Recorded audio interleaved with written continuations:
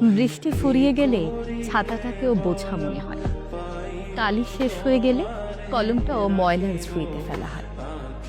বাসি হয়ে গেলে প্রিয়জনের দেয়া ফুলটাও পরদিন ডাস্টবিনে জায়গা পায়। পৃথিবীর নিদারুণ বাস্তবতা হলো, কেউ আপনার উপকারের কথা খুব বেশি দিন মনে রাখবে না। কঠিন সত্য হলো, আপনি কারো কাছে ঠিক কতদিন প্রায়োরিটি পাবেন সেটা নির্ভর করছে তার জন্য আপনি ঠিক কতদিন কিছু একটা করতে পারবেন তার উপর। এই বাস্তবতা আপনি মানলেও সত্য, না মানলেও সত্য।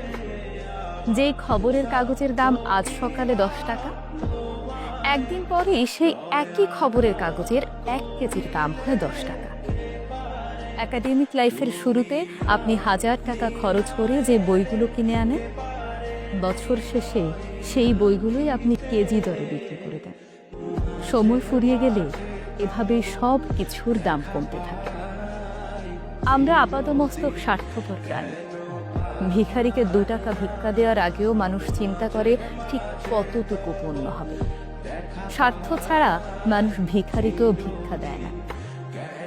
এত কিছুর পরও চলুন না, একটু হেসে কথা বলি, রাগটাকে দমন করি, অহংকারটাকে কবর দিই। ভালো থাকতে চাইলে প্রত্যাশা কমিয়ে ফেলুন। আপনি যদি কারো জন্য কিছু একটা করে থাকেন, তাহলে সেটা চিরতরে ভুলে যান, নয়তো এই জিনিসটা আপনাকে অহংকারী করে তুলবে।